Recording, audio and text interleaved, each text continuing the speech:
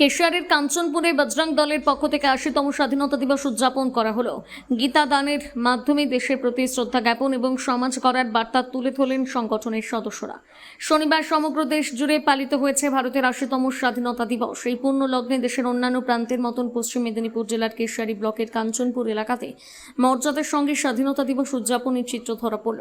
স্বাধীনতা দিবস উপলক্ষে স্বাধীন কেশিয়ারি বজরং দলের পক্ষ থেকে দেশপ্রেম এবং সামাজিক সচেতনতার বার্তা দিয়ে এক বিশেষ উদ্যোগ গ্রহণ করা হয়েছিল। কাঞ্চনপুর বজরং মন্দিরের সামনে বন্দে মাতরম জাতীয় সঙ্গীতের মাধ্যমে জাতীয় পতাকা উত্তোলন করা হয়।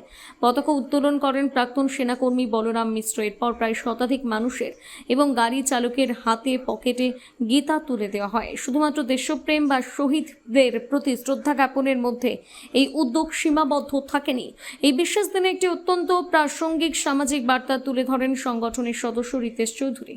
তিনি বলেন, আসুন আমরা এই পৃথিবীকে দূষণমুক্ত সুস্থ সমাজে গড়ে তুলি। স্বাধীনতা দিবসের মতো একটি জাতীয় উৎসবের দিনে পকেটে গীতা দান, পরিবেশ রক্ষা এবং সুস্থ সমাজ গঠনের এই গঠনমূলক আহ্বান স্থানীয় পথচারী ও সাধারণ মানুষের দৃষ্টি আকর্ষণ করেছে। 1947 সালের 15ই আগস্ট আমাদের প্রিয় ভারত স্বাধীন হয়েছিল। আজকে তার ৮০তম স্বাধীনতা দিবস পালন করছি আমরা। বহু সংগ্রামের মধ্য দিয়ে ভারত স্বাধীনতা অর্জন করেছিল। আজ আমাদের সেই মনীষীদেরকে, সেই সংগ্রামী মানুষদেরকে মনে রাখার কথা, তাদেরকে স্মরণ করার কথা আমরা সবাই স্মরণ করছি ছোটোখাটো একটা অনুষ্ঠানের মাধ্যমে। এই বলে আমি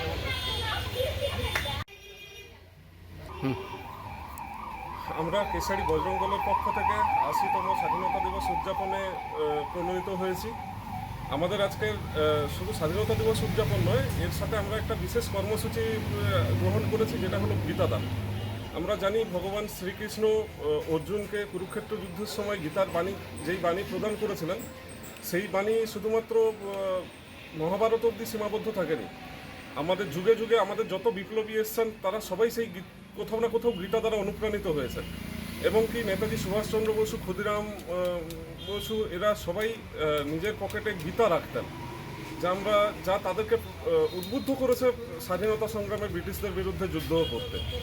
কারণ গীতা শুধুমাত্র একটি ধর্মগ্রন্থ নয়, এটি একটি জীবন দর্শন, যা আমাদেরকে জীবনে চলার পথ দেখায়।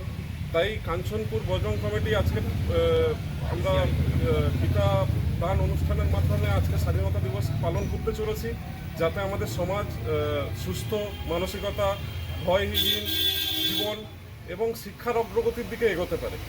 সেই পরিকল্পনা নিয়ে আমরা গীতাদান কর্মসূচি আজকে গ্রহণ করেছি। কতজনকে দান করবেন? ১০০ জন, ওটা ১০০ জনকে আমরা গীতাদান করব। এটা কোন জায়গায়? আমরা আমাদের এই ক্লাবের সামনে দাঁড়িয়েই এই কর্মসূচি স্টার্ট করব আর কি। আপনার নাম?